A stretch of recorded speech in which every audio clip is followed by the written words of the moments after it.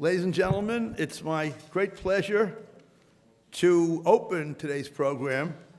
For those of you who may not have checked the program, I'm Lawrence Schiffman from New York University, and you might wonder why I'm opening the program on behalf of NYU, but it's my privilege to head a research unit which coordinates the work which is going to be celebrated today. So I want to open up with a welcome to you on behalf of NYU to tell us how proud we are to be participating in this, and I'll explain a little bit more what that project is, and begin also by thanking our colleagues at YIVO, Jonathan Brent and his people who have been working together with us on this hopefully very, very worthwhile program, and we're really happy to be here.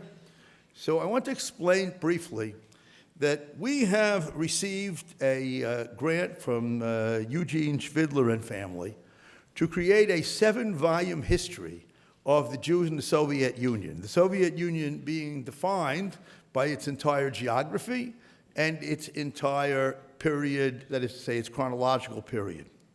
And what you're going to be hearing today is the work of our authors and some of our advisors later on who have actually just completed a technical type of in-house meeting, which we conducted yesterday with, I think, great benefit. I certainly learned a lot, as I'm sure we will all be learning a lot today.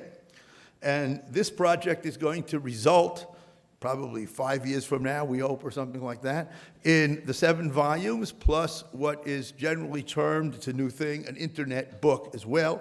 There'll be a version on internet, which will also add other material. It's already resulting, slowly but surely, in some bibliographical resources that we're going to be sharing with others as well. And for this, I have to thank the internal leadership of the project, Professors Gennady Estraikh and David Engel, who have been working very hard with the various people whom you're going to be hearing today and seeing today to make this thing into a success. One of the reasons that, or the stimuli that makes this so possible now is the opening up of the enormous resources that became available as a result of the fall of the Soviet Union. I can just tell you a funny story about this. That some years ago, I was asked to come to a Cambridge University library fundraising event in Manhattan, at which Stefan Reif, who was then, he's retired since then, the head of the Geniza unit, dealing with Kyrgyzstan materials in Cambridge, gave a speech, and he said that even though I probably don't agree with him, the most important manuscript or a documentary find in his view is not the Dead Sea Scrolls, but the Kyrgyzstan. I told him afterwards that this is all incorrect, that there were 3 major documentary finds for the study of Jewish history that have come to us basically in our time, you might say. There is the Geniza in the late 19th century. There is the Dead Sea Scrolls earlier in the mid-20th century, and there is the material that became available at the fall of the Soviet Union in the 20th century later on. And I think that this is really true, and that's what makes this project possible and so exciting, all this wonderful material. So again, I offer a welcome on behalf of NYU, and I see I'm followed by Jonathan Brent from YIVO. We thank you again for your cooperation in this wonderful program. Thank you.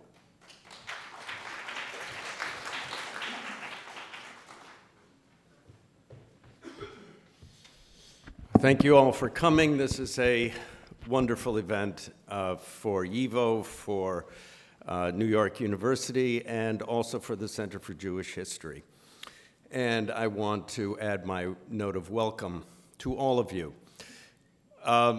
It was a long, long time after YIVO came to the United States in 1940, 1941, that YIVO began to turn attention to Russia and the Soviet Jewish experience. In fact, a couple of years ago, after a program dealing with Russia and specifically with the Soviet experience, a member of the YIVO board came up to me and said, "What does Russia have to do with YIVO?" And so we had to have a little history lesson. Russia has everything to do with YIVO. Our archives possess enormous wealth of materials about the lands of the Russian Empire, as well as the Soviet experience in many, many different forms, including, not least of which, is the archive of the first Bolshevik Minister of Justice that we have here at YIVO, including numerous accounts of all kinds of activities in the Soviet Union and individuals and personalities. And so it was very natural for me to think of having programs devoted to Russia, programs devoted to the Soviet experience, and I am delighted to have this now happen here at the YIVO, this conference happen here at the YIVO Institute, and we will do more. I have only one thing to add to what Larry Schiffman just said, that while there are three major sources and discoveries of materials of the Jewish experience that are of landmark historical importance, I would like to add a fourth, and that is the undiscovered materials in the YIVO archives that are now being digitized in Lithuania and here in New York, that will make available to the world for the first time all of the wealth of the YIVO Institute under the direction of Max Weinreich up to 1940, a great deal of which includes materials about Russia, materials about the Soviet Union. Thank you all very much.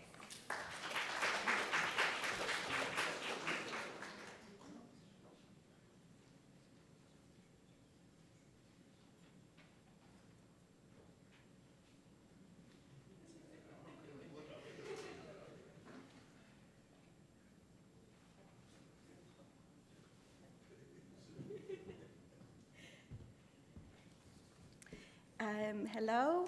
There was slight confusion. I was wondering if we should all come as a unit, but let me introduce the first panel today. My name is Natalia Aleksiun. I teach at Tura College, and I'll be chairing 4 wonderful scholars, and I could take the entire time slot just listing their publications, awards, and achievements, but I will be very quick. We'll first hear from Elissa Bemporad, Associate Professor of History at Queen's College and at the CUNY Graduate Center. She's the author of much acclaimed Becoming Soviet Jews, the Bolshevik Experiment in Minsk, winner of the National Jewish Book Award and Frankel Prize in Contemporary History. The Russian edition of the book has appeared in the History of Stalinism series. She is a co-editor of Women and Genocide, Survivors and Perpetrators, forthcoming with Indiana University Press, and currently finishing a book titled Legacy of Blood, Jews, Pogroms, and Ritual Murder in the Lands of the Soviets, that will be published with Oxford University Press. Her presentation is slightly amended from the version in the program and will be under the title Jews and Anti-Religious Campaigns of the 1920s Toward a Social History. We'll then hear from Professor Oleg Budnitskiy of the National Research University Higher School of Economics in Moscow, where he's a director of the International Center for the History and Sociology of World War II and its Consequences. He's the author of and editor of numerous books, most recently published in English, Russian Jews Between the Reds and the Whites, 1917-1920, editor-in-chief of Archiv Еврейской истории, and author of many, many articles, and I'll just mention the more recent shots in the back on the origin of the anti-Jewish pogroms 1918-1921 in Jews in East European borderlands. The third speaker will be Zeev Levin of Hebrew University in Jerusalem, who is the head of the Central Asia Research Unit at Harry Truman Institute. He published in Hebrew and then in English, Collectivization and Social Engineering, Soviet Administration and the Jews of Uzbekistan, 1917-1939, and was a guest editor of a special issue of East European Jewish Affairs on Jews in the Soviet Union during World War II. Last but not least, Professor Zvi Gitelman of University of Michigan, Preston Tisch Professor of Judaic Studies, and I'm not even attempting to list his numerous books. Most recently, Jewish Identities in Post-Communist Russia and Ukraine, an Uncertain Ethnicity, currently working on a book on ethnic relations in the Soviet armed forces. His presentation will be titled The Ironies of Soviet Jewish Immigration and the Creation of the New Jewish Diaspora. Thank you very much.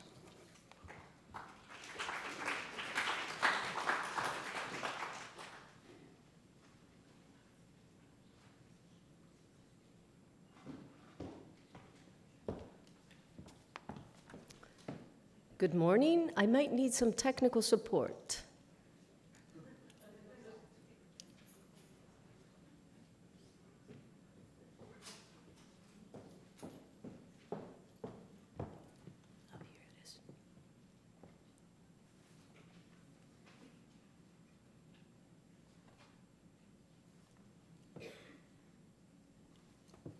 Thank you so much, Nadia. Thank you so much to everyone for being here. It is indeed a distinct pleasure to be part of this project.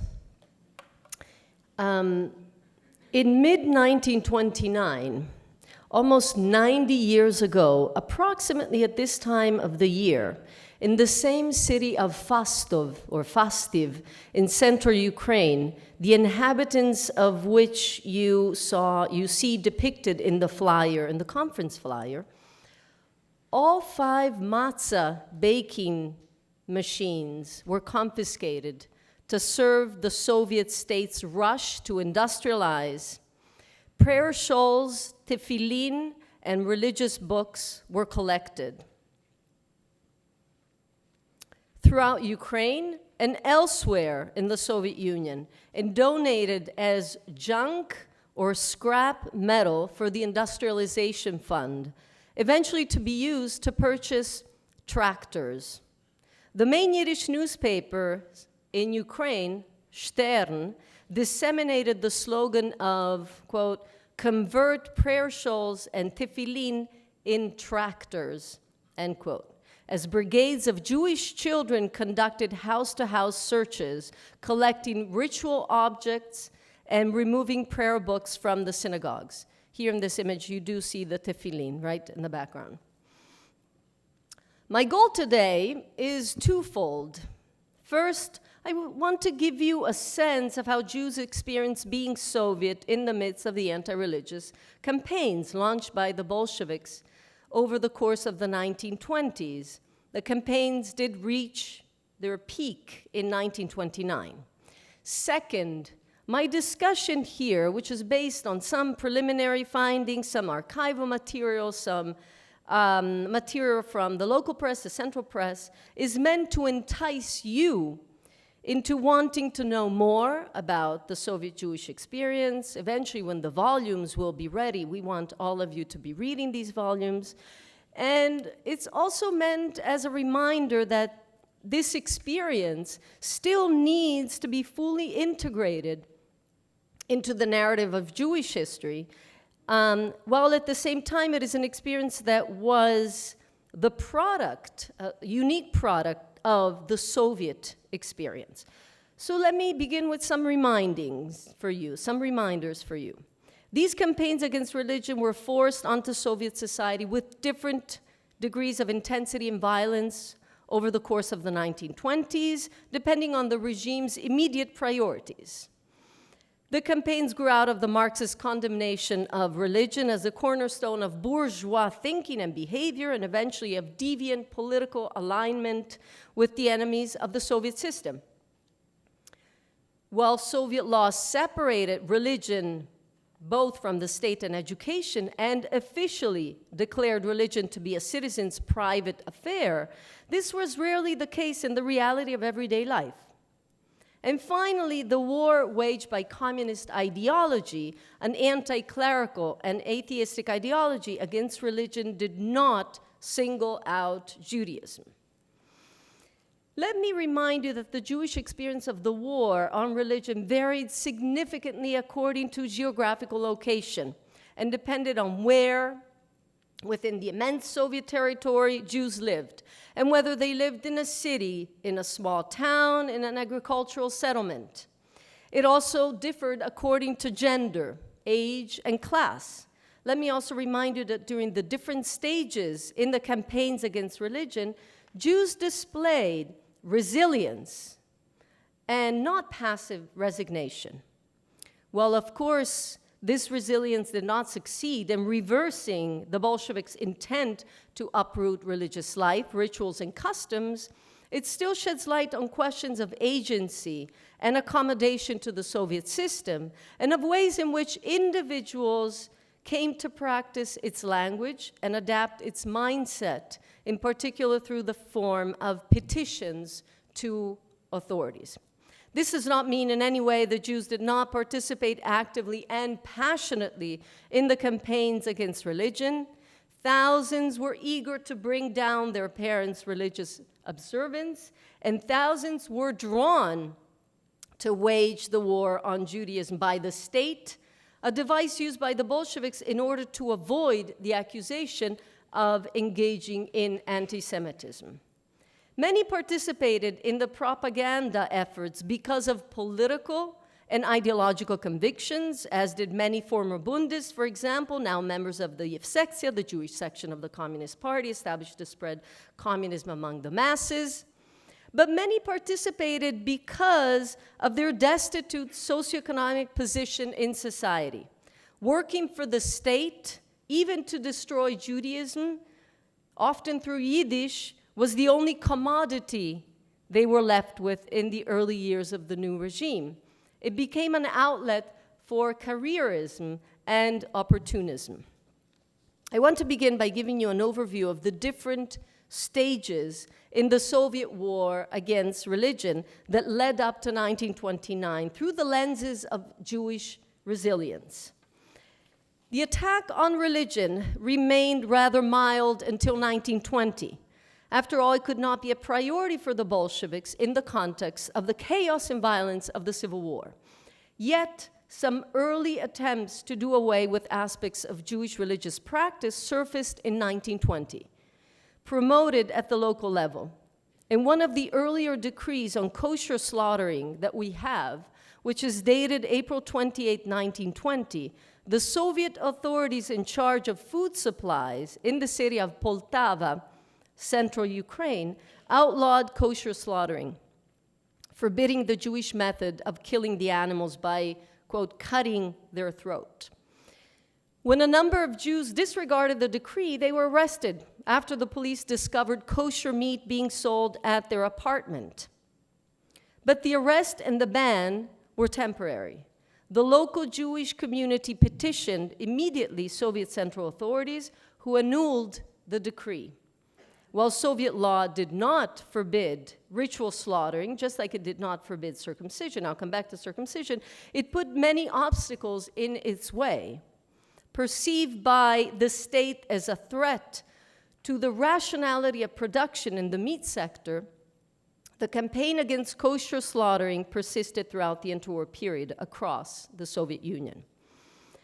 A second stage in the anti-religious campaign affecting Jews began in 1921 and lasted until 1923, as the Bolsheviks successfully rid themselves of their real and imagined political enemies and disbanded all existing political parties, Jewish and non-Jewish alike.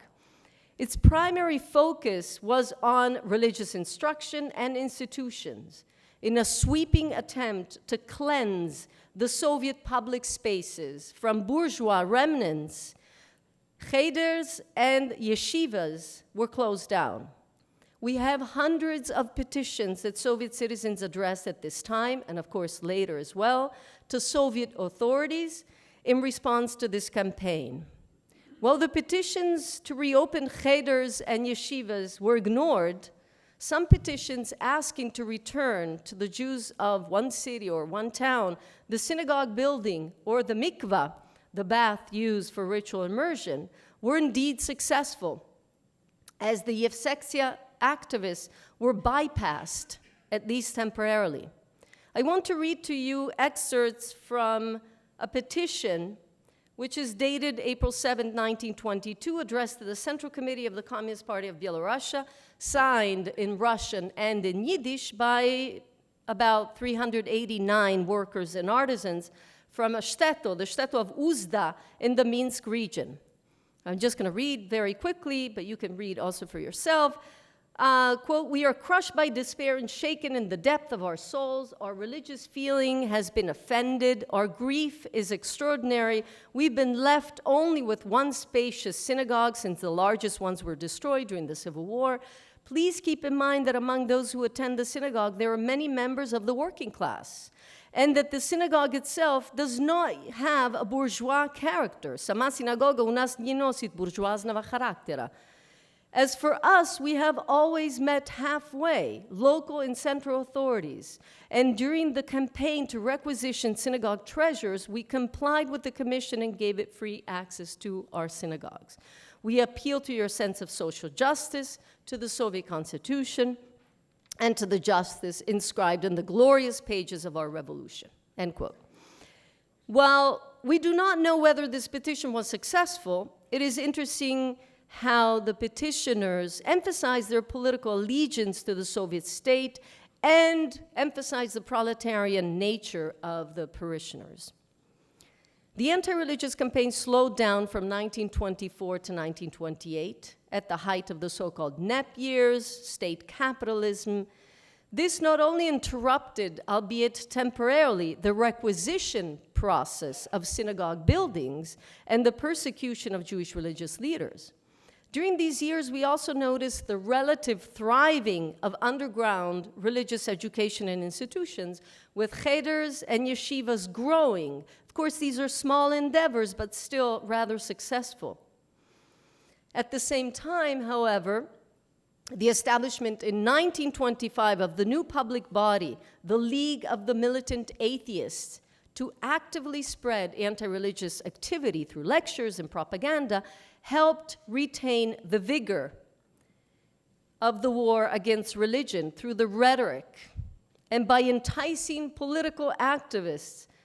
Anti-religious campaigns were carried out systematically and integrated within Soviet institutions. And here I'm showing you some images from, Stien Gazety, or in Yiddish, Wandzeitung, and these were wall newspapers that appeared in many Soviet institutions, Soviet Jewish institutions, and also anti-religious corners, as you can see here up there in Russian. It says, the anti-religious war among Jews or struggle among Jews.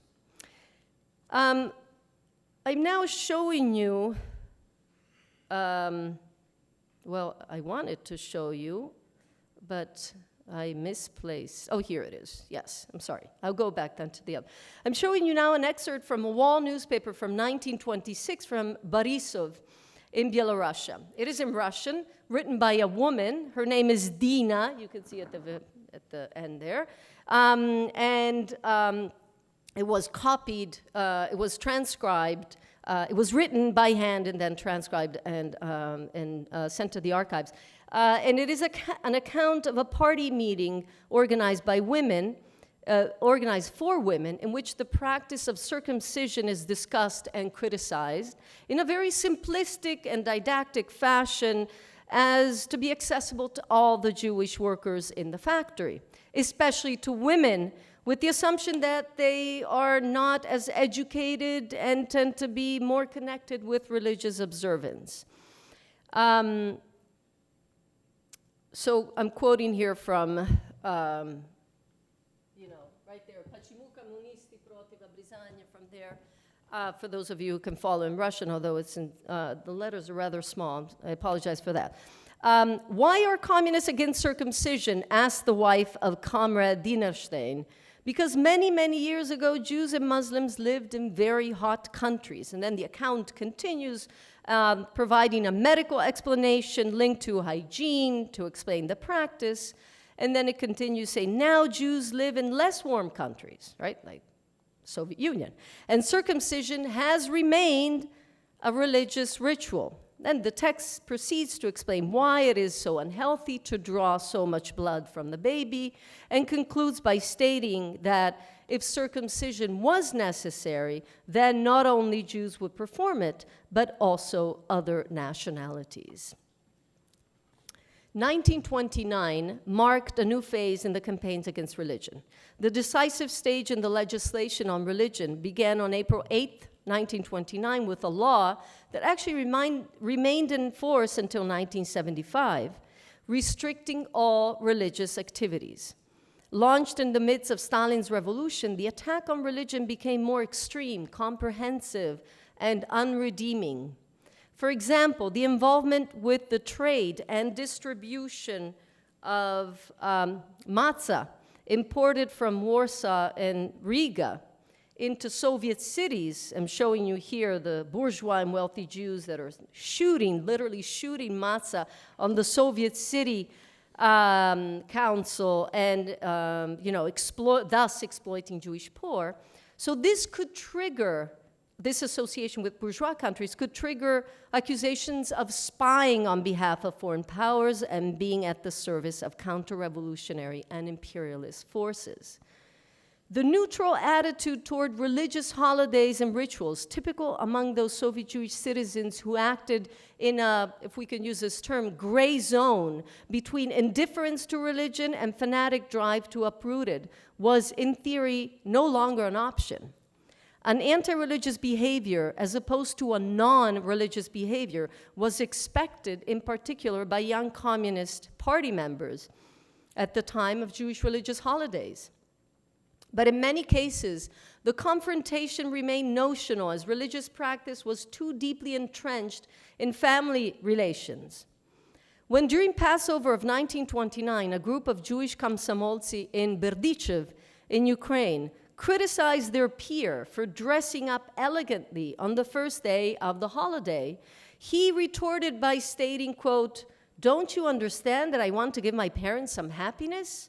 What's the big deal if I eat some knedlach with them and I dress up nicely? I just want to live in peace with my parents. No one has the right to get involved in my private life. The revolution will not suffer from that," end quote. And another young communist echoed, "Who will suffer if because of my old mother I will eat some matzah? Is it a sin to eat a good dinner?" End quote. The pressure from family members, the persistence of an allegiance to the family, could shape the attitudes towards religious customs and holidays. Dietary practices lie at the heart of all cultural and ethnic identities, are closely connected to the life of the family, and are therefore more resistant to change. The challenge to dietary practices introduced by the Soviet state tapped onto a sensitive aspect of daily life for Jews and non-Jews alike. The question of kosher meat production and consumption is closely intertwined with the issue of gender. In spite of the 1920s revolutionary rhetoric about gender equality, mostly women bought food and brought it to the table. Consequently, Jewish women played an important role in the preservation of kosher meat consumption under the Soviets. In one instance, in the city of Kremenchuk in central Ukraine, Jewish women petitioned the Central Food Cooperative in the city not to discontinue the sale of kosher meat to its members and threatened to launch a strike, by which they meant abstain from cooking dinners for their husbands unless kosher meat is provided. According, by the way, to the Department of Commerce in Ukraine, by December of 1929, 35 million chickens were killed each year in the Ukrainian Republic for kosher slaughtering. In its more violent and radical expressions, the 1929 anti-religious campaigns could unintentionally trigger anti-Semitism. In April 1929, on the eve of Easter, members of the Komsomol and the League of the Atheists organized anti-religious carnivals throughout the cities of Ukraine, including Kiev, Dnipropetrovsk, and Kharkov, to counter the Orthodox Easter midnight processions. Violent clashes erupted between the participants in the anti-religious carnival and the city residents as the believers, as they are referred to in the secret police files, with komsomoltsi storming the churches and refusing demonstratively to take their caps off in sign of respect, intimidating the crowds leaving the church by surrounding them with trucks, even using small grenades thrown at the crowd of believers, and organized dances within the church's premises. The believers responded by throwing stones, verbally abusing, and physically attacking the participants in the carnival. Red Army soldiers and police officers intervened to restore order and arrest the culprits. And actually, in one instance, an activist who was arrested committed suicide and left a note claiming he was not guilty. One of the complaints recorded in the secret police reports mentioned the fact that participants in the carnival of Jewish members of the Komsomol led to an outburst of anti-Semitism on the part of the believers.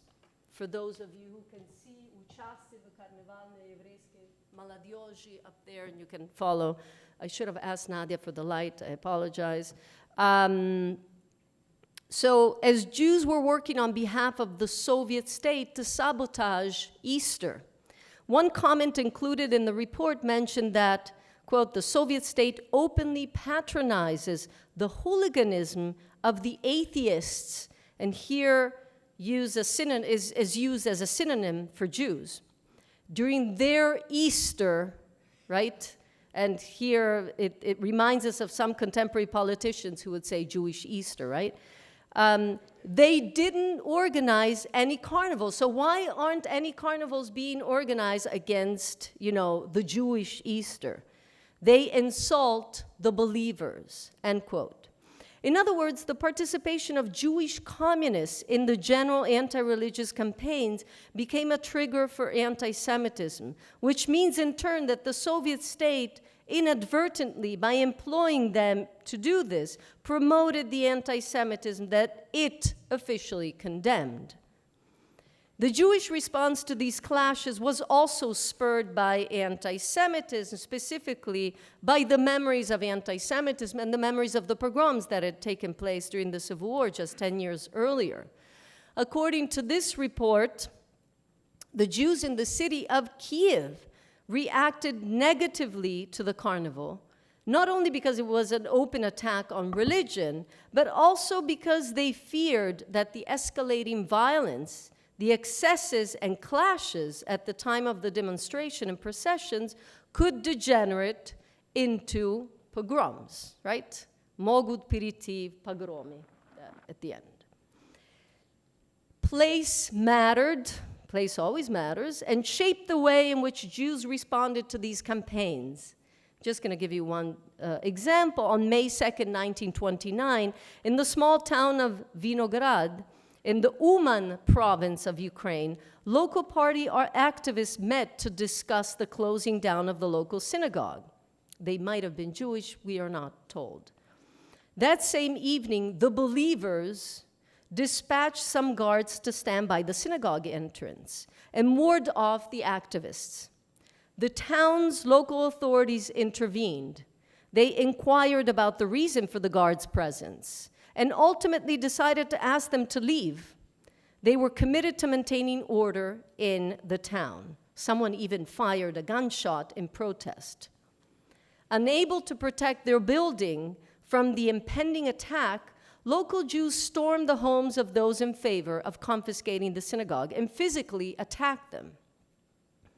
This kind of micro-civil war between neighbors, this kind of initiative could have taken place in 1929 only in a small shtetl, and not in a larger city. Here, Jews owned the urban space, disregarded the clear message from the local authorities, and attempted to challenge the attempt to take over their synagogue. I have not been interested here primarily with questions of survival of religious practice, change of religious practice in the face of the anti-religious campaigns. I've written about this elsewhere, but rather in trying to give voice to those who experience them and the different ways in which they experience them. In this war of cultures, religion and tradition ultimately lost. And I want to leave you with some images of the mikvah in anti-religious propaganda, to think about the ways in which women often became the primary targeted audience of the anti-religious campaigns. Traditionally used for the purpose of ritual ablutions of women as prescribed by Jewish law, in the Soviet propaganda, the mikvah does not grant ritual purity, as you can see here, but rather through repulsive germs that are graphically depicted, spreads illnesses and diseases. Forced into the soiled water by two fearsome-looking older women dressed in black, the young women undergo a process of physical as well as moral contamination and corruption. Here I'm also showing you another image from the city of Kremenchuk. The filth and infections are replaced by purity, by the purity of communism, as the mikvah is transformed into the city laundromat. What could be more appropriate, right? But I want to go back to the question of agency in this war of cultures. I earlier mentioned the family unit that helps preserve religious practice, but the opposite is also true. We have to complicate, right? We're always trying to complicate everything.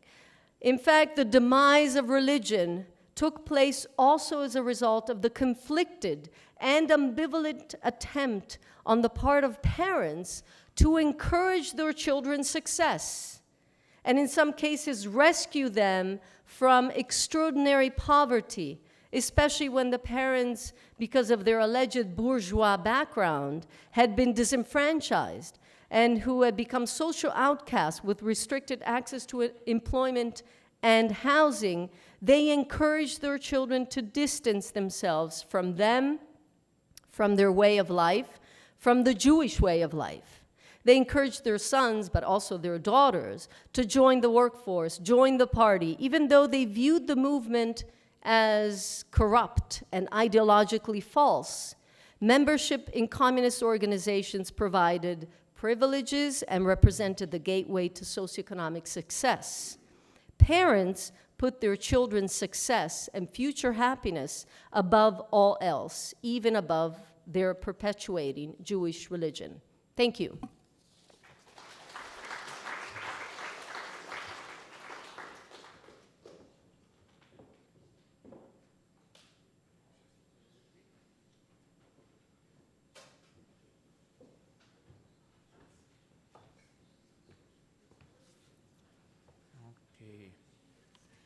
Вторая смена, and I would also need some technical support. Where is?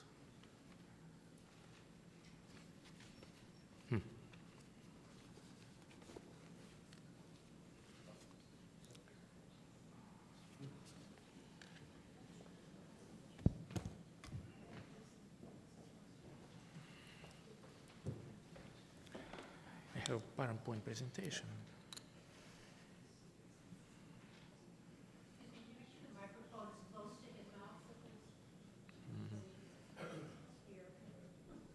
Yeah, and how to switch from one to another? This is forward, and this is backwards. This, So okay. right is forward, left is backwards. Okay. Okay, thank you.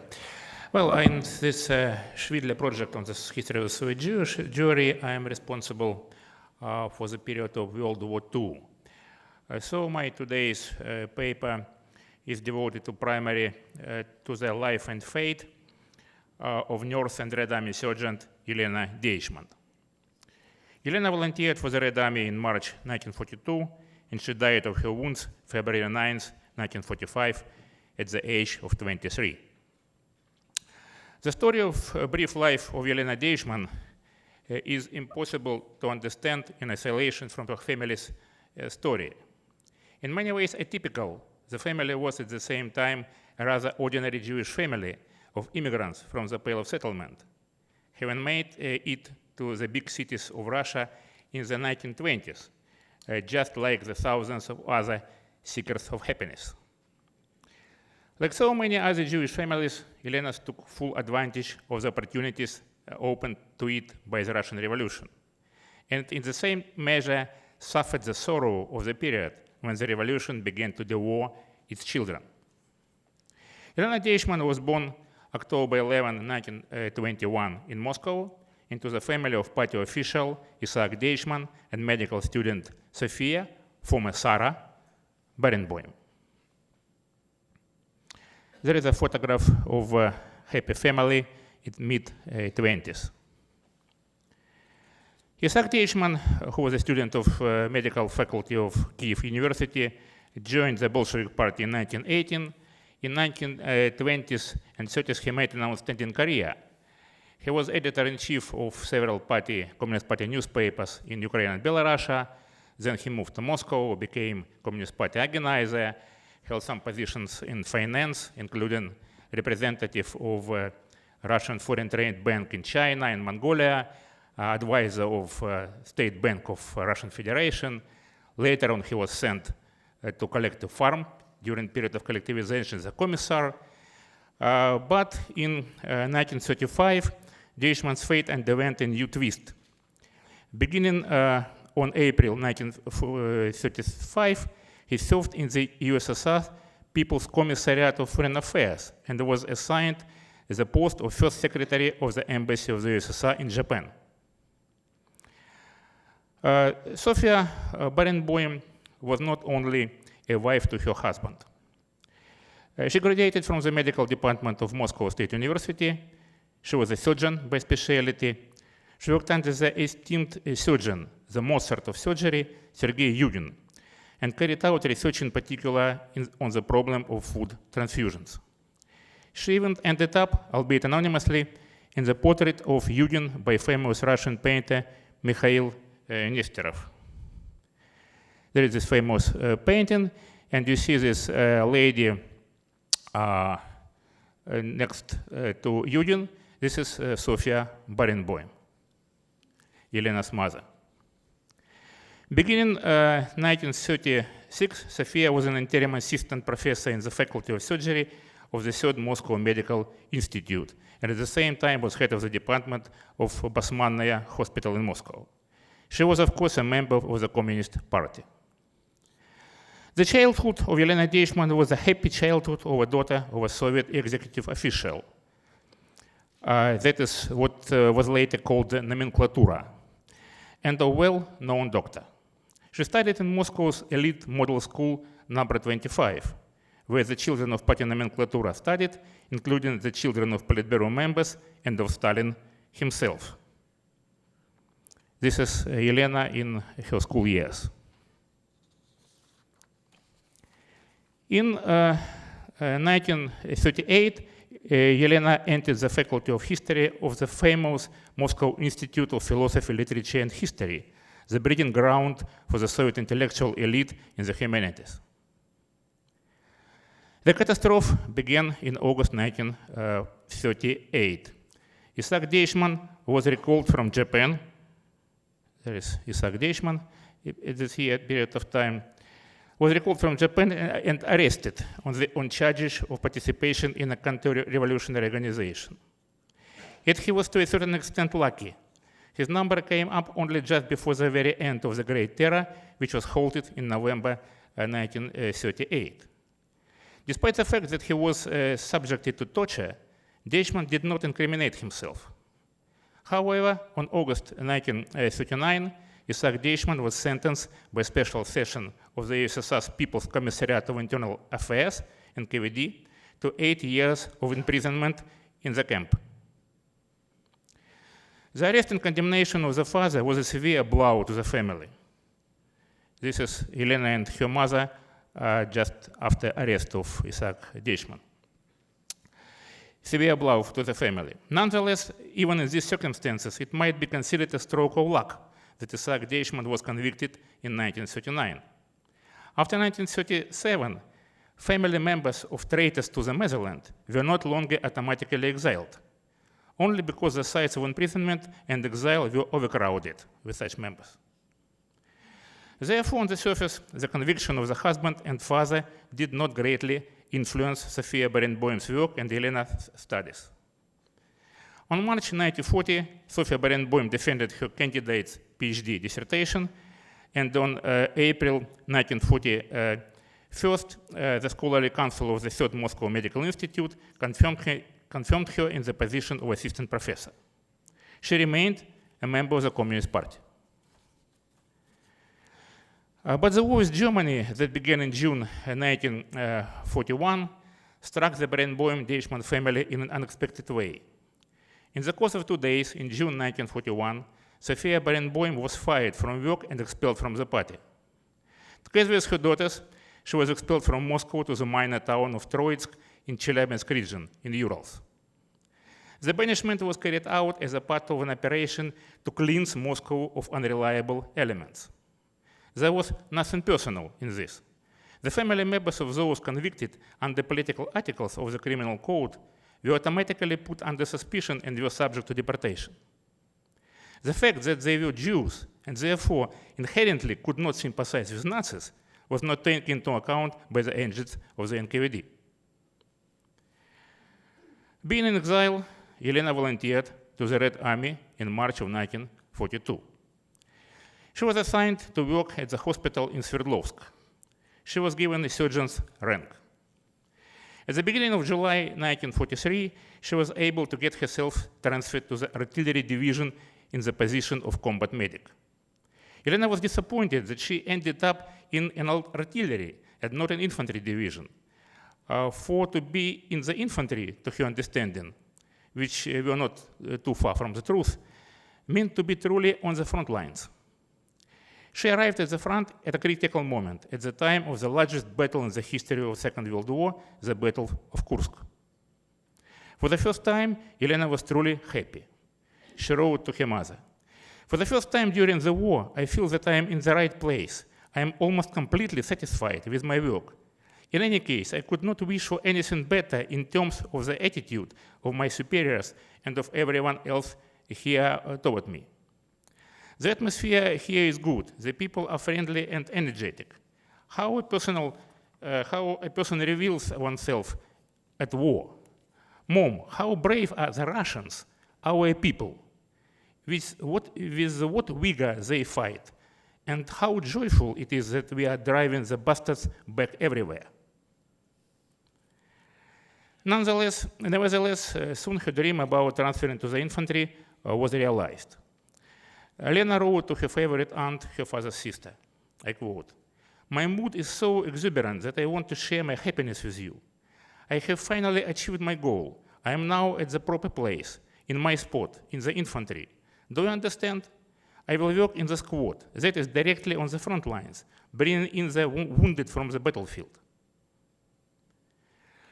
On October 1943, during the battle for the Dnieper, Elena was seriously wounded. She had shrapnel wounds under her left shoulder blade and in her lower back. For her outstanding conduct in the battles during the period of the Dnieper offensive, Elena was awarded a Medal for Valor on October 1943. The citation to the medal read, "During the crossing of the Dnieper River by a part of the division, Comrade Deichmann bandaged the wounded officers and soldiers while under intense enemy fire. She rendered first aid to 12 wounded people."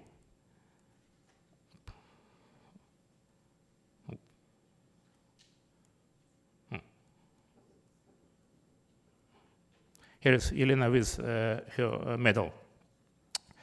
During the entire period of her service, Elena corresponded with his father. Isaac Deichmann was serving his sentence in the area around Magadan. Finally, he was transferred to the Kashinsk Correction Labor Colony in the Krasnoyarsk region in Siberia. Here is Isaac Deichmann as a prisoner. All the family members hoped for his early release, in particular given his poor health and the sacrifices of his daughter to the motherland. Elena sent petitions for his release to Moscow. I quote, "I wrote to Kalinin, to the chief prosecutor of the USSR, and to the Gulag, all in Moscow. I sent a letter with an appeal to the first one and petitions to the Gulag and the chief prosecutor. I wrote about the condition of father's health, the length of his sentence, about myself, attaching documentation about my injury, my decorations, and the term of my service, about you, a doctor, a surgeon, and an assistant professor. Will it do any good?" asked Elena her mother. She sent a petition also to Krasnoyarsk, to those directly in charge of Isaac Deichmann's fate. Her appeals did not bear fruit. I must confirm the very sad things. I received 3 rejections to my 3 petitions to Moscow regarding father.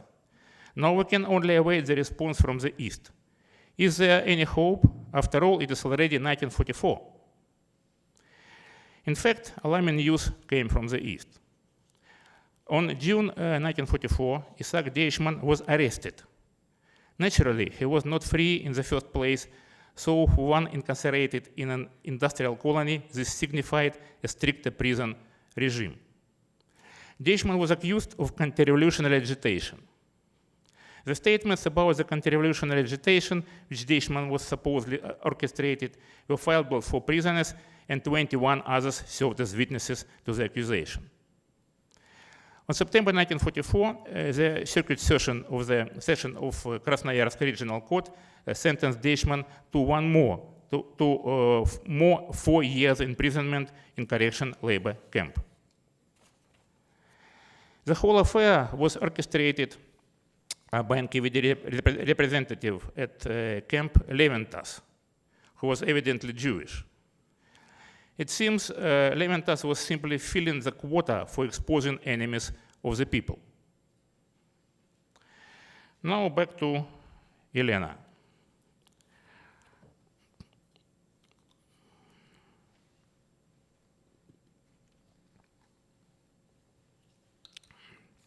Women in the army faced additional difficulties for a variety.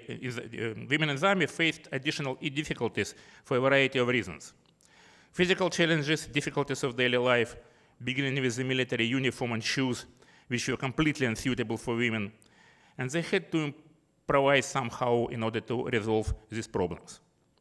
However, relationships with men constituted the most difficult problem. There was a shortage of women in the armed forces. Little under 500,000 women served in the Red Army, whereas the total population of the armed forces during the war was 34.5 million. Women were the objects of flirtation, sexual overtures, and not infrequently outright sexual exploitation, when commanders forced them into cohabitation. The war years produced an institute of will service wives, sometimes called trophy wives. According to some rumors going around the army, women were enlisted specifically to satisfy men's sexual needs. The complaint of one of the commanders about excess of NKVD agents in the army, sent to Stalin's name in May 1943, said, I quote, "The commander was deprived of women, and every counterintelligence officer has 1 or 2. The complainer was certain that the commander was entitled to a woman. This situation is reflected in Elena Deichmann's letters. I quote, "Most young women," she wrote to her father, "and among them there are good people and workers, have married officers in their unit who live with them and care for them. However, these are temporary and unstable unions, because each of them have a family and kids at home and have no intention of abandoning them. It's just that it is difficult for a human being to be alone at the front and deprived of any affection. I am an exception in this regard, and because of this, I feel that I am particularly respected and set apart. Many men here say that after the war, they would not even talk to a military girl. If she has medals, they reckon that they know for what kind of military services it was awarded. The medal for wartime merits, which was often awarded to women, was unofficially nicknamed in the army as for sexual services. The боевые заслуги in Russian also transferred as за половые услуги. It is incredible that the censors did not pay any attention to these frank statements, especially considering that this is a letter to a political prisoner incarcerated in a camp. Nevertheless, even Yelena had a battlefield romance. Her beloved was a 32-year-old captain who was married. The honeymoon period came to an end when Yelena became pregnant. It should be said that, first of all, this was a completely legitimate method to get a release to go home. Many girls who ended up in the army against their will often utilized this mechanism. Secondly, abortions in the USSR were prohibited, like in Nazi Germany, by the way. Had it not been for the reaction of her lover to the news, it is not clear how Lena would have behaved in this dramatic situation. She wrote to her mother already after their breakup. There and then I became convinced that this person was a stranger to me, a total stranger. Do you understand? No care, no concern for me. I was anxious, cried, and almost broke down. He advised me to go home before my tour was up, and reassured me that he would always help out, that he was glad and that he wanted a son. But does a child need financial support? He needs a father. Then I was told, you are not the first and you won't be the last. That was too much for me, just like with everyone, so simple, so repulsive. Mom, I miss you very much, and father and Galashka too, but not for anything did I want to return from the front with such a wartime surprise. This ordeal was much more difficult for me than my injury of October 1943. Elena decided to have an illegal abortion, which in addition to everything else cost no small amount of money. He wrote later, I borrowed money, took my more valuable things, and got permission for temporary leave, and set out a journey to the cities and villages to search for a kind of sympathetic doctor. Finally, he found one, and she had an abortion, and she closed her family. I returned to my unit, happy and having cast off my worries and my affections. July 1944. Although the most dramatic, this was not the last unpleasant encounter with a male comrade in arms. At the beginning of October 1944, Lena wrote to her mother, during the last 2 months, I went through quite an ordeal in the squad, where I met an all too persistent friend who soon became my enemy. This was the all-powerful superior. The party organization offered only sympathy. With a great deal of difficulty, I got a transfer out of that subdivision, and I am now working in the division's reconnaissance company. My old dream has finally come true. It is easy for girls on the front if they are pliant, and very difficult if they are not.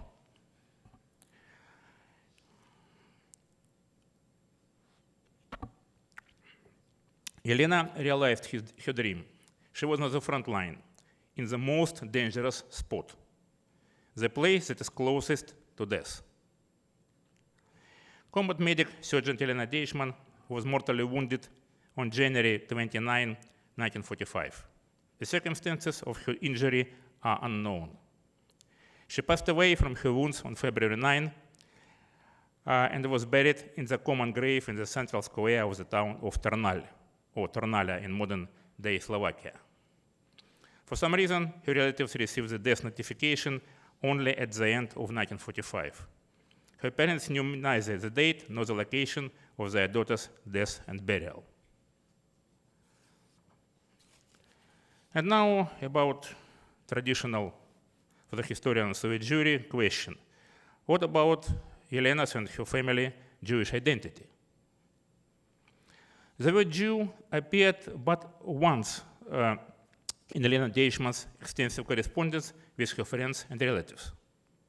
It appears in a letter from Yelena's Russian friend Irina Kozlova under the following circumstances. Irina ended up in evacuation in Kirov. In the local library, she met a provincial town in Russia.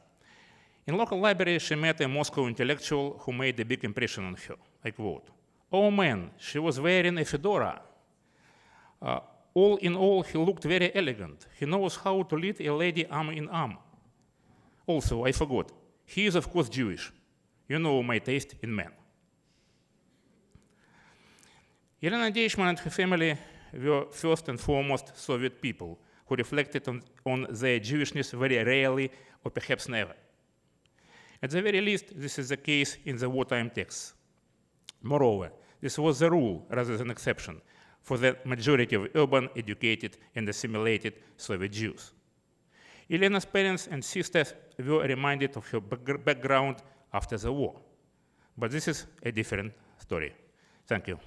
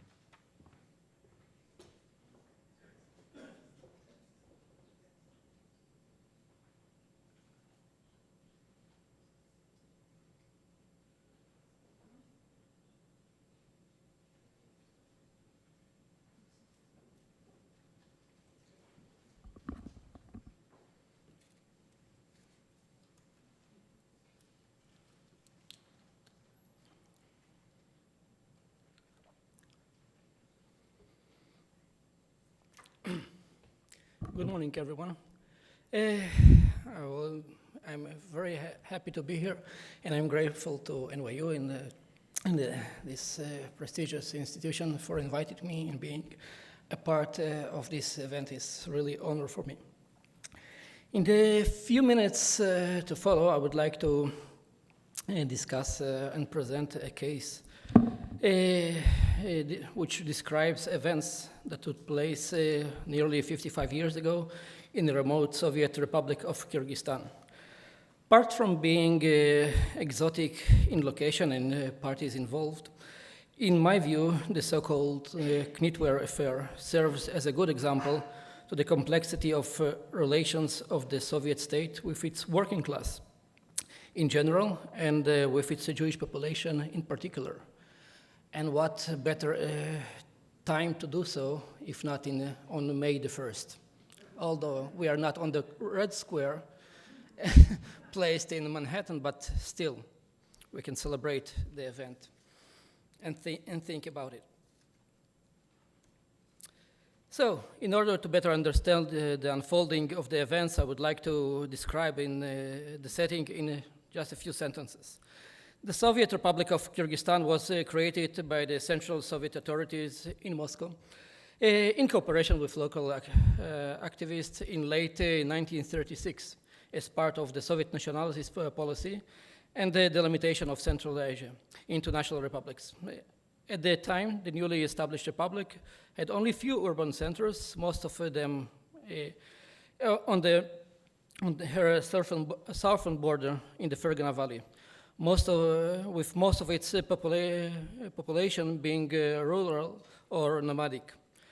Then the city of Frunze became the capital city of the Republic, had fewer than 100,000 residents. In order to build Soviet administration, Soviet authorities faced quite a few problems.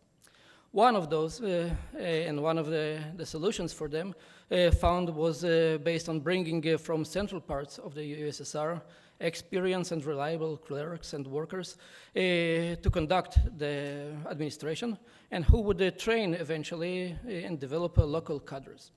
During the World War II, due to planned evacuation program, the city population rapidly grew 4 times. And many industrial facilities, including textile combinates, were established in it. Although there was a Jewish presence in what to be Kyrgyzstan prior to the Bolshevik Revolution, most of the Jews arrived to Kyrgyzstan only following it. Most of them arrived as refugees and evacuees during World War II. Apparently, a large amount of them remain in the area following the war and stay there. If we follow the civic census, we'll see that at the early 60s, the Jewish population of Kyrgyzstan number about 9,000 people, with some 60% of them residing in the capital city of Frunze. Although the Soviet Union was a state where the workers and the farmers were bound by a secret union, and all production tools were state-owned, misconduct and centralized production, and the state-run enterprises was always there. The government was trying to enforce law and order, but faced, as usual, many difficulties on many levels. While its sovereign Soviet citizens insisted in keeping their traditional habits and the thought of their own good instead of the collective ideals. During the Stalin years, economic crimes considered by the authorities to be a treason against the state. Felonies related to this category were charged according to the notorious Article 58, which could easily lead to long years in Gulag, imprisonment, or a capital penalty. The word vreditelь was simultaneously referred to someone who conducted sabotage and a harmful insect, a pest. It was included into formulations of the criminal law only in the early 60s. The same law excluded the capital penalty for this offense, but raised the bar for a minimum up to 15 years imprisonment of various ways of misconduct in production. Khrushchev era and the beginning of the economic purges in the Soviet Union brought many changes. Khrushchev, as a person, is seldom associated with a setback in Stalinist hardline policies and terror. But on ground, while releasing some strings, it surely continued further enforce the ideological policy and fight with corruption. Up-to-date sources available for research on this topic are limited. On the other hand, reading the Soviet press of the early 60s, one finds quite a few cases which passed the central censorship and were published in order to get into the public awareness and further discussion. Just for instance, while reading Soviet Kyrgyzia, the central newspaper for the Communist Party of Kyrgyz SSR, one finds that January 5th, 1961, court in Kyrgyzia found that a director of City Trade House of Tokmak, in order to meet the Soviet centralized trade plan, added some 300,000 ruble to the account. Following an investigation, he lost his position and his party membership. January 12th, the same year, one who was reading the newspaper could learn that in Soviet kolkhozes of Kyrgyzia, there was a practice of buying milk and dairy products in Soviet stores and editing it to the kolkhoz production figures, even in gross loss. As an instant is an outcome of this event, Secretary of Karasu kolkhoz added more than 40% to the real production figures of the kolkhoz just to meet required norms designated by the state. Following this, the secretary of the kolkhoz lost his job and the responsible chair was given a severe warning. and here another event in another kolkhoz dated January 1961. There were more than 40,000 ruble missing from the account, and the responsible members were sacked, but just immediately appointed to other positions in the same kolkhoz. And here I can go further. There are quite a number of the events, and all of them you see that there's serious crimes conducted in economical conduct, but the punishment is not capital, and the punishment is going out around, okay, losing your job or doing some penalties, but not in prison, not at all. From these selected examples, one can learn that due to a low penalty bar, economic crimes were considerably worthwhile, and some conducted as a need to meet unique factors of Soviet realities: central planning, public demand, lack of supervision, corrupted administration, or maybe all of the above. Although the examples above are strictly from the Kyrgyz SSSR, they could be placed in the field applied to any spot of the Soviet geography, and I just traced the same year newspapers in Georgia, and even some remote places in the Russian Federation. There are plenty of those, and most of them were in the same spirit. All this was to change dramatically following Rokotov and Feinbishkov trial, actually a few trials that took place in Moscow, the central city, during 1960. Rokotov and Feinbishkov came from assimilated Jewish families and lived in Moscow. According to the charges raised against them, they had organized a criminal organization that was buying goods from tourists to visit Moscow and dealt with illegal currency exchange. They were arrested in late 1959 and found guilty and sentenced, guess how long? 5 years imprisonment. Then, due to their new code of law, which was adopted in 1960, the state appealed to the court and they reviewed their punishment, and then they were resentenced for 15 years. To my knowledge, this case was the first act of implementation of the back force of law under Khrushchev. According to various sources, Khrushchev was personally involved in this trial and wasn't satisfied with the procedures and demanded to change the conviction once again. On the way to rewrite, he rewrote the criminal law so it will enforce capital punishment to economic crimes. The law was changed once again in early 1961, and after another court appeal in June 61, the two were executed. For the same offense, they were originally charged with 5 years imprisonment. This affair is not the subject of my research and needs further uncovering. It is important to our discussion because it was a first in the row of many to follow, and because the convicted were, in our case, were of Jewish descent. Almost parallel to the affair mentioned above, there was another economic affair unfolding in Soviet Kyrgyzstan. First mention of the affair appeared in local press on January 62, but it seems that the investigation and arrest and the beginning of it it began in late 1960, when the time the criminal code was not changed yet. Contrary to the other cases, this case brought to the court bench a long line of party and state planning officials that were charged and involved in the setting large-scale parallel production lines in textile production factories. The investigation found that in 2 textile factories, local administration had set third shift that was producing a side production line with various products and selling it on the free market.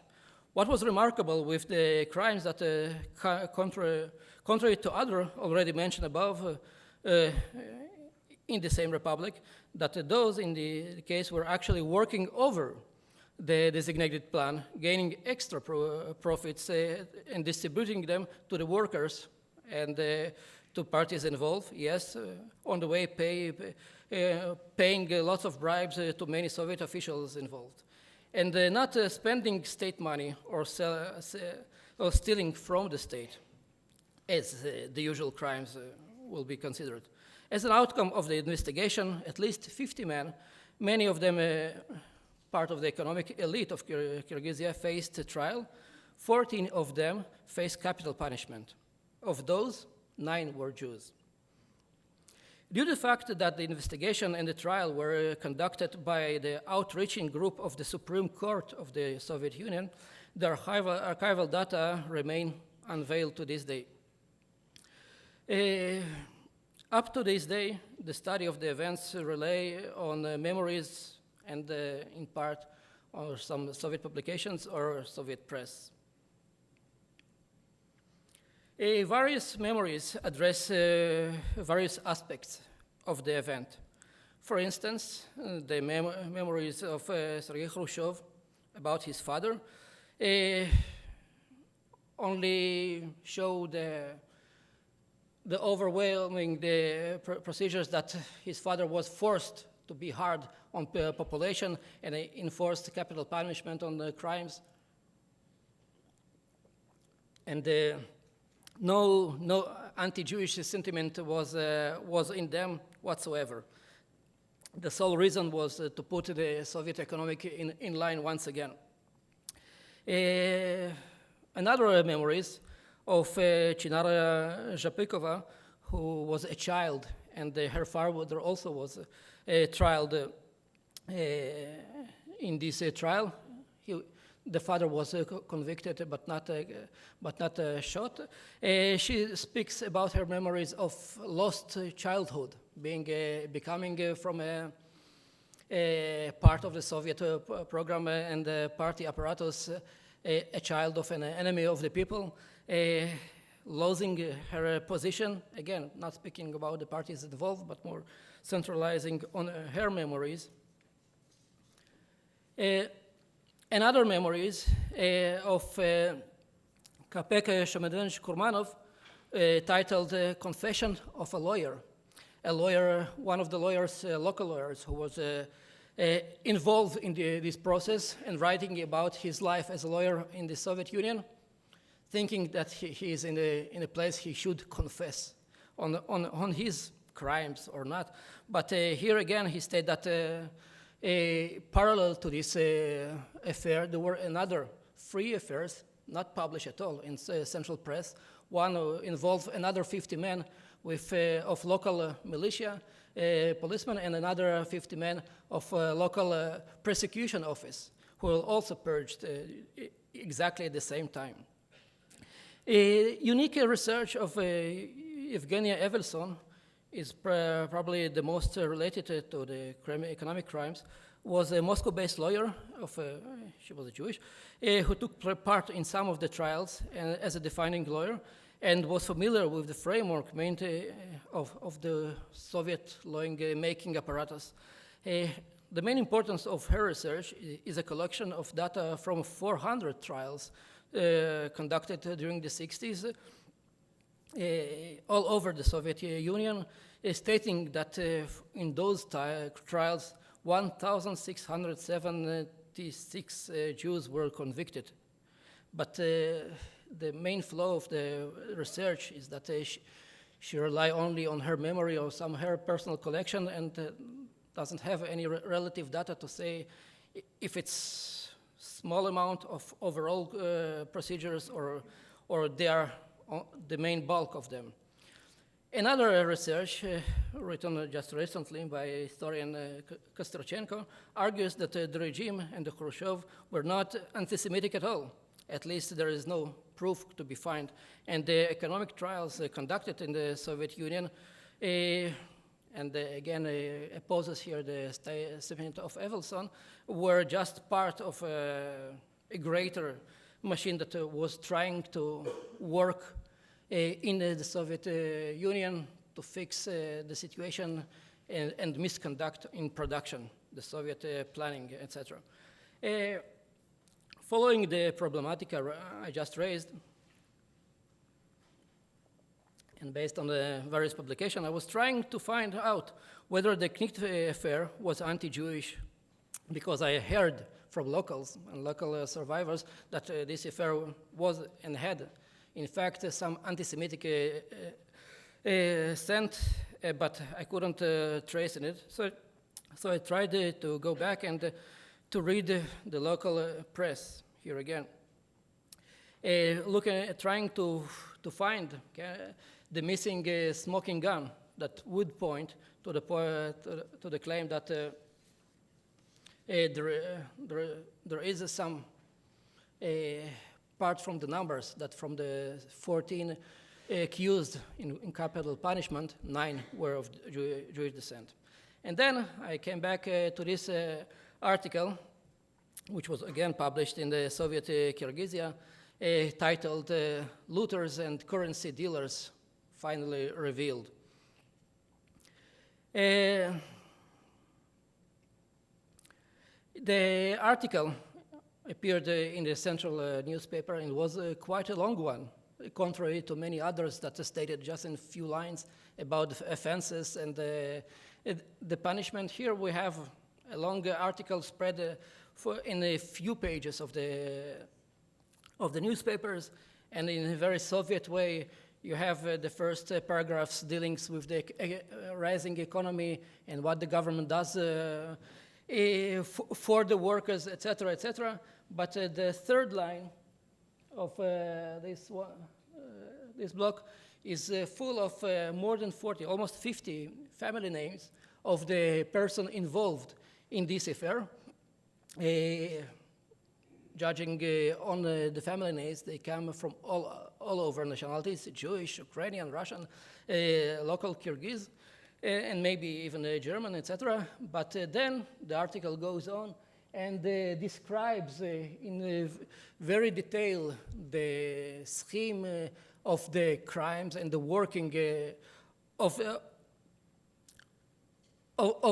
this affair. And I just stressed the paragraphs that relate to specific persons who were involved in crimes. So the first one will state that it all began with Goldman M and Goldman U and Natanson and Zinger and the others. No one knows who were the others. The paper probably know who established a criminal group. And then at late 55, on the initiative of Felcher and Strimwasser and Katz and others, there was other deeds did. And here again, in another page, once again, the only places where family names appear, you see that the misconduct was of Felcher, and then another one of the criminal Tauberg and Abramovich and Gerber, etc., etc., and they had this huge possess of gold coins and accumulation of fortune, all conducted and all done on the back of the petty workers. Now, of course, the question raised after reading this article, what would an average worker in Soviet Kyrgyzstan would think? And the question is obvious, and the answer is obvious, is that only Jews are involved, and only Jews are those who do such crimes. And all others, even though mentioned in the framework, did nothing, or just being part of the apparatus, etc. And here again, the question arises, why a Soviet paper state only Jewish names and not stating the other? And of course, if facing the audience, the paper is a Russian language one. Russian language readers in Soviet Kyrgyzstan would know the difference between Russian names and the Jewish names, which a Kyrgyz reader probably wouldn't. So once again, this publication rose, as I heard, and I had some testimonies talking about that for years after the event, there was anti-Semitic moods in Kyrgyzstan, particularly in Frunze, pointed on Jews, pointing in their hands and saying in fingers, saying that all the corruption comes only from Jews and only Jews involved in such, even though there were many more of others, but the publication of them, the outing of them is were not mentioned in press, never. So again, this event was a first in a row of the events, and in the outcome, if you see the, so following the Knitwear affair, a long list of similar investigations took place in various locations in the Soviet Union, in remote republics, as in Moscow and in Leningrad. In many of those, Jews were involved in high-level representations. Many of those discussed in Evelson research, but while it is hard to judge whether a Jewish population, due to a whole set of predictions and reasons, was actually involved more in criminal and economic activity against the Soviet state, it is no doubt that unveiling Jews on economic trials was convenient for the authorities than pointing on others. Another factor is the memory of the events. And here again, I was, for this speech, I was looking for info about the events, and I was surprised to find that here in New York, you have a factory, a brand, that producing jeans named after the two convicted in the Moscow affair. And in Russia, just 2 years back, there was a series filmed about this affair, again, about the exchange, the illegal activity in the Soviet Union. But surprise what? Jews are not mentioned. So they were good back then, but when restoring the legacy and the recollection of the activities, what you find it being of a fashion, being part of a dissident activity, doing something against the state, considered now as a good doing, but again, not without the Jewish part of them. So just to sum up, as I already noted, a shadow economy was an integral part of the Soviet realities that everybody knew, but to this day are less studied and diverse and deserve further investigation. Khrushchev led a corruption unveiling campaign and was personally involved in the first one, which set the tone to other investigations and provided the president of use of the back power of the law. Although there is no direct evidence of instruction to aim the Jews during the campaign, partial evidence show that official publications focused on Jews, which led to bias in public opinion. When unveiling economic crimes, Jews were an easy target and a convenient scapegoat. Although anti-Semitism as other forms of national hatred were illegal, local press, Soviet press, state press, knew to point the finger at specific names while veiling other, many less convenient to them. The legacy, as I mentioned, of economic crimes is subject to glorification, missing the Jewish content. Thank you very much.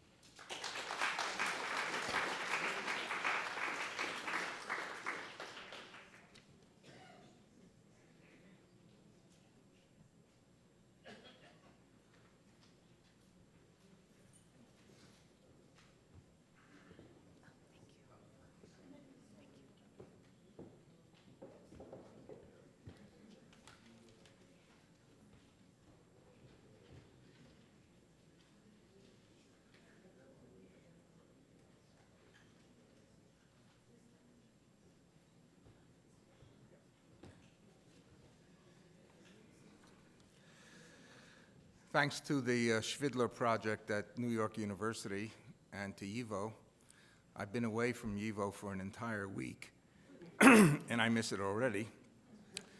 When I first came here 3 months ago as a scholar or as a fellow at YIVO, The young lady who asked me to fill out a form said, have you ever been here before?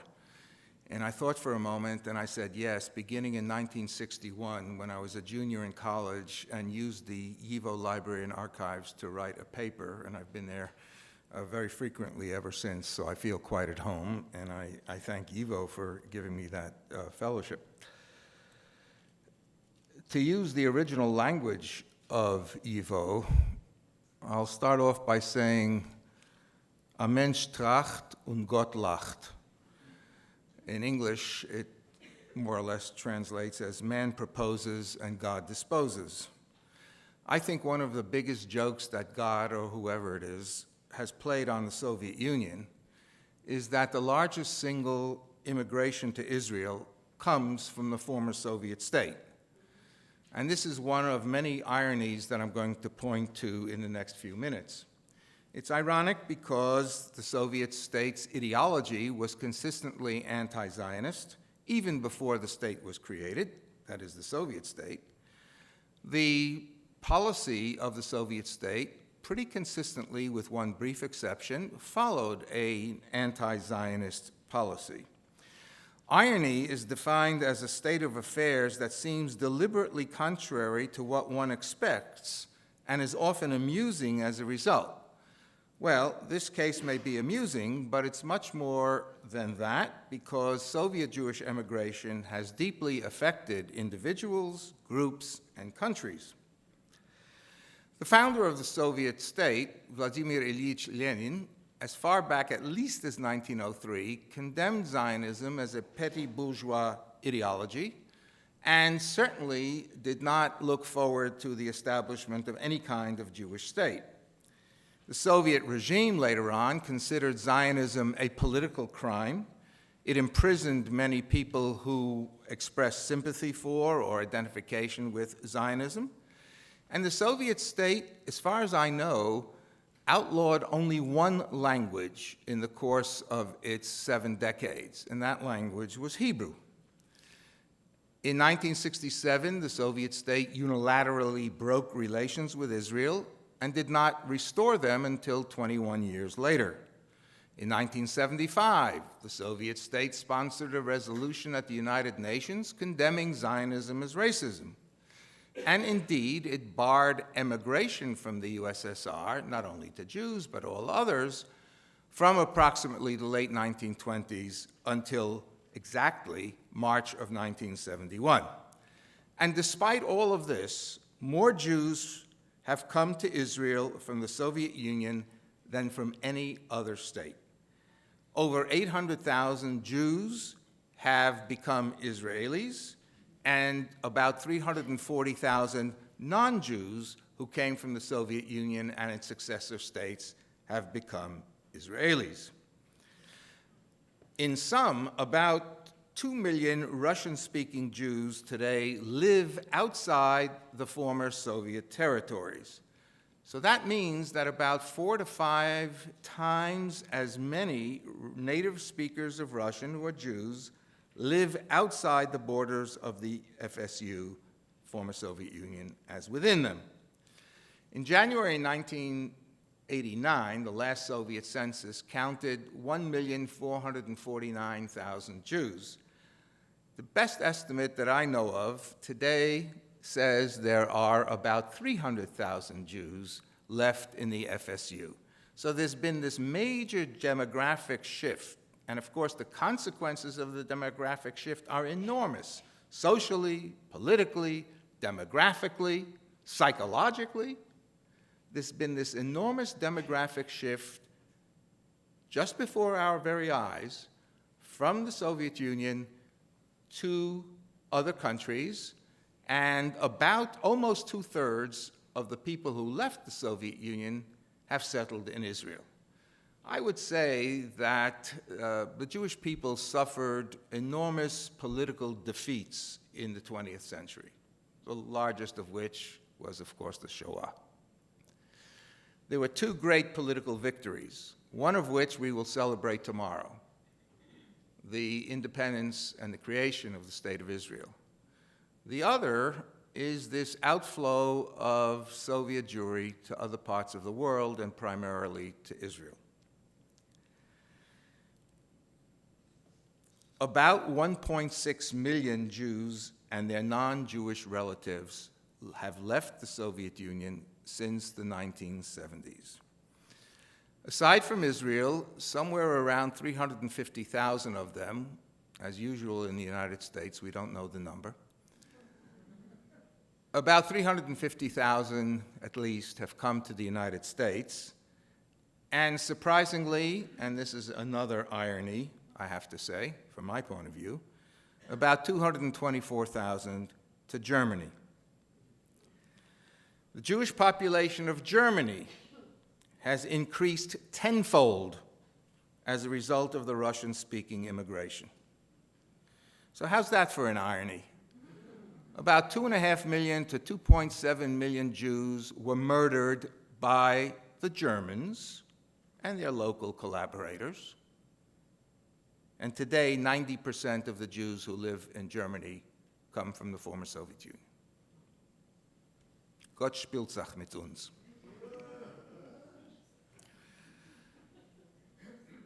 The emigration of these Soviet Jews was unanticipated, no one expected it, and uneven in volume.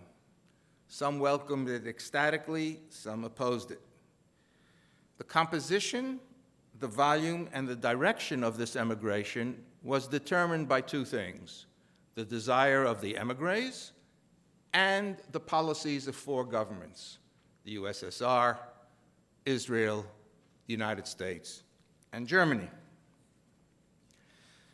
That created some tensions and some conflicts, because when in the 1980s, the great majority of Soviet Jews did not go to Israel, but came to the United States, Israel protested, and there was a fight between Israel and the Jewish Agency on the one hand, and American Jewish organizations on the other, as to whether to force the Jews to go to Israel or to allow for a free choice. The Soviet leadership's policy of emigration was strictly limited. It was based on the principle, the humanitarian principle, and we know how humanitarian the Soviet state was, of family reunification. And that allowed the state to limit emigration to three groups, actually to four. The three groups were Germans, ethnic Germans, Armenians, and Jews, all of whose families had been separated and had been living in different parts of the world due to unfortunate circumstances of war and other catastrophes. For good measure, the Soviets, for some reason, added another category of people who were allowed to emigrate, and those were evangelical Christians, mainly because they were a pain in the neck. Just as Russia now is pursuing the Jehovah's Witnesses because they too are a bunch of nudniks who refuse to compromise their beliefs. In the 70s, the Soviet government experimented with emigration as a political and social safety valve that would release the pressure that was being created suddenly in Soviet society by dissenters and malcontents. But this safety valve turned into a boiling cauldron. And the Soviets, who hadn't had any experience with emigration for decades, found that it was impossible to put the lid back on the cauldron, and the more people emigrated, the more people wanted to emigrate. And this is something familiar to us in a country of immigration, such as the United States, because we know about chain migration. When Shmerel leaves, Beryl is likely to follow, because they're brothers, or because they're friends. And one writes back to another, and he says, "Wir können machen ein Leben da in Amerika, kommt," and the next person follows. The United States policy was, of course, favorable to emigration because it fit in with several aims. It showed that the Soviet system was imperfect, that many of its citizens were alienated. The Soviet Union had signed, for reasons which I'm not sure of, had signed the 1975 Helsinki Agreements, Basket 3, which guaranteed the right of free emigration. And the emigration pleased many Western countries, Israel, and a broad domestic constituency in the United States. American Jewry had been united around two causes until the 1970s and beyond it. The two causes were Israel and the freeing of oppressed Jews, whether in Syria, Iran, or the Soviet Union. Consensus around the Israel issue began to diminish in the 80s. Soviet Jewry and the liberation of oppressed Jews remained as the one consensual issue around which American Jewry could unite. Whether left or right, liberal or conservative, it didn't matter. In October of 1989, however, the then United States Attorney General, Edwin Meese, made an astonishing discovery. He determined that, first of all, Soviet Jews were no longer oppressed.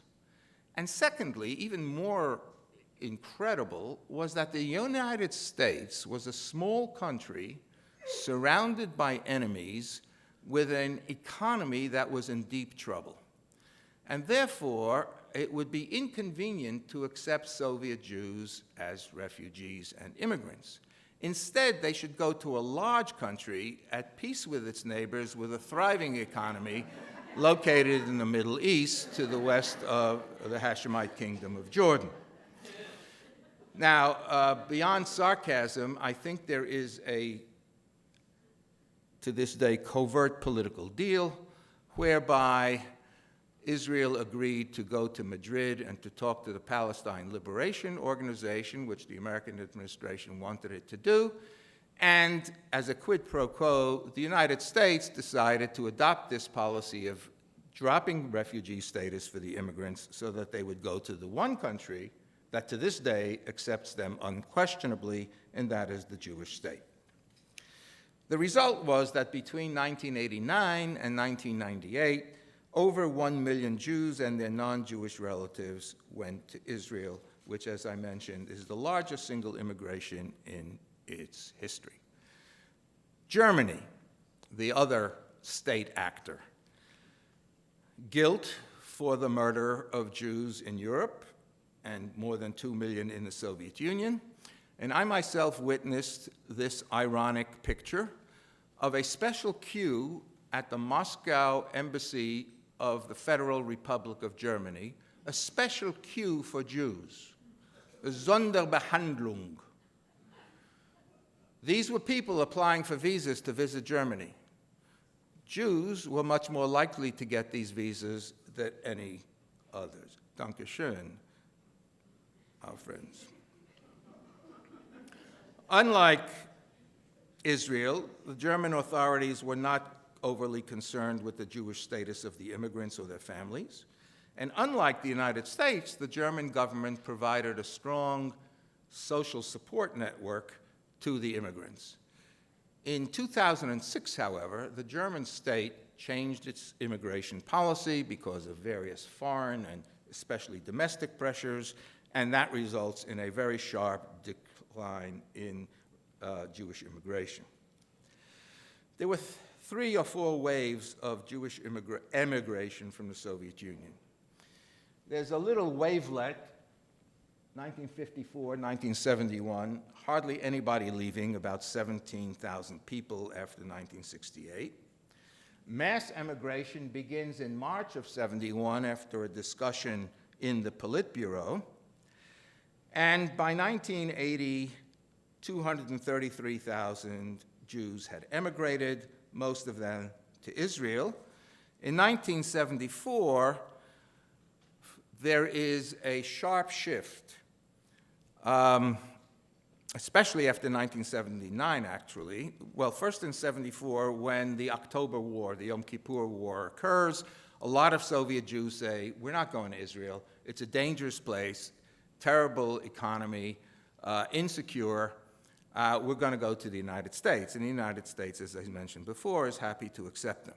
But then in December of 1979, and that's the year when more Jews left the Soviet Union than any other year before, 51,000 Jews, But at the end of the year, the Soviet Union invades Afghanistan. It's a big mistake to invade Afghanistan. And US-Soviet relations take a sharp downturn, détente is over, and the Soviet Union turns the faucet of emigration off, so that the number of Jews leaving the USSR at that point is reduced to very little. In fact, in 1985, when Mikhail Sergeyevich Gorbachev comes to power, in 1985, a grand total, not the grand total, of 914 Jews, less than 1,000, are allowed to leave the USSR. And then Khrushchev changes the policy, and you allow free emigration. And between 89 and 99, we get what I call the panic migration. Jews, ironically, I'm using that word a lot, ironically are afraid that the Soviet Union is dissolving, that they're let din velet dayan. There is no law and there is no ruler. There is anarchy. And the last time there was anarchy, between 1918 and 1921, there were pogroms, and it was catastrophic for the Jews. This might happen again, so we better get the hell out of here. And this is why you get this major emigration. And then you get a downturn, which you see in the bottom line, and it's become even more significant since. The average annual emigration going to Germany declines from about 15,000 to less than 1,000. The average number immigrating to the United States drops from 8,500 a year in 1997-2001 to about 1,500 thereafter. I want to raise the question of why they left. Now, this is a compound of motivations. You don't leave for one single reason. But in certain waves, for example, the first large one in the 70s, you find that Zionist motivations are stronger than in the other waves. And you can see this in the demography. In the first wave, you have a vast overrepresentation. I've given you enough numbers, so I'm not going to give you the numbers now. A vast overrepresentation of two types of Jews. Zapadniki, people who come from the western peripheries of the Soviet Union, i.e. Latvia, Lithuania, and those areas which prior to September 17th, 1939 had been parts of Poland, also Bessarabia, Bukovina, which had been part of Romania. These kinds of Jews are very much represented in the emigration, as well as are Georgian Jews. Georgian Jews are only 2.5% of the Soviet Jewish population, and yet they're 25% of the emigration.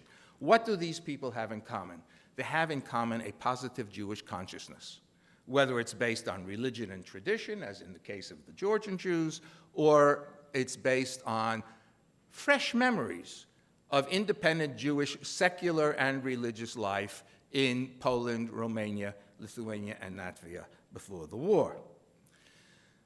The direction of emigration changes also, as I've mentioned.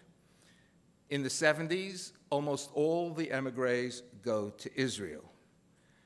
In the period following the Yom Kippur War, there's a radical shift, and the second wave, coming after 1973 or 4, comes largely from the three Slavic republics, Russia itself, Ukraine, and Belarus. Who are these Jews? These Jews are real Soviet Jews. They are third and fourth generation Russian-speaking Jews. They are the, Oleg, what was the name of the family? Deichman? They are Deichmans. They are communists, they are Russian-speaking, they don't refer to their Jewish identity very much. Why do they emigrate? Well, they emigrate because of what they perceive as anti-Semitism, and that's a complicated issue, and Zeev, my predecessor, illustrated some of that complexity. They emigrate because life chances, not only for them, but more importantly for their children, appear to be very limited. And the United States remains the golden Medina. The United States remains the country that offers the possibility, unlike Israel, of unlimited economic, personal, vocational, and educational growth. That turn, of course, creates the problem which I mentioned before, the dropouts at Vienna, the transferring to Rome, the going, instead of Israel, to the United States and other Western countries. Let me conclude with some remarks on the impact of the immigration. The impact of immigration has been enormous in the state of Israel. I don't have the time to detail this, but let us say that the military impact has been great. The economic, scientific impact has been enormous. The so-called high-tech revolution in Israel in the 1980s would not have been possible without the influx of a vast number of immigrants, almost half of whom had some form of higher education, and that education was largely, for Soviet reasons, in technology and in science and in applied fields. And these were the people who made it possible for Israel to become a world high-tech power. The impact on culture, especially on classical culture, whether the theater, the ballet, and even such things as ice hockey. I suspect Israel is the only place in the Middle East where hockey is played. I don't know if that's important or not. Is due to the Soviet immigration. The impact on Germany, as far as I can see, has been trivial.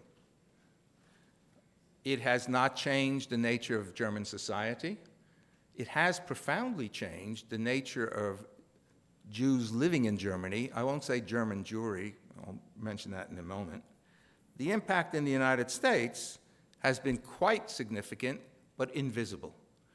The problem with Soviet immigrants to the United States is that they are not a problem. They make no noise, they're not problematic, they do not arouse any social movements or any great concern on the part of the Native American, well, I shouldn't say that, but the established American Jewish population. The final irony of this story is the impact of immigration on the sending society. This is the great paradox, and again, I don't know whom to blame, but somebody is playing with us. At the very moment that the Soviet Union collapses, and it is possible to rebuild Jewish public life, secular, religious, Hebrew, Yiddish, at that very moment, the potential builders, the young, the energetic, the Jewishly conscious, leave en masse. So that the impact of the migration is not only on the receiving societies, but on the sending society as well. I'll conclude with an observation or two and some questions. I think the most difficult adjustment of the immigrants is in Germany. Who are they? They're not German Jews. They'll never be Yekis. They are not continuing the tradition of German Jewry. They are living in a country which is having difficulty adjusting to its change into a country of migration. And the German Jews who were already there, most of whom were not of German origin themselves, have one way of defining Jewishness, and the immigrants have a different way of defining Jewishness. So I would say that for now, I would call them Russian-speaking Jews living in Germany, and not German Jews. The least impact, or the least visible impact, will be on the United States. Language. Yiddish has left its traces, and I'm speaking at YIVO. Yiddish has left its traces on the English language. I think colloquial English, especially in New York, Everybody knows the word chutzpah, bagel, glitch, klotz, kvel, kvetch, mavin, megillah, meshuggah, shlep, etc., etc. How many Russian words can you think of that have entered the English language? Will they adopt American forms of expressing Jewishness? Borscht, spasibo bolshoye. Or revive some form of secular Jewish culture, which used to thrive in the United States and which is now all but dead. In Israel, the first and second waves of this immigration brought about a huge change in the educational, vocational, and cultural nature of Israeli society.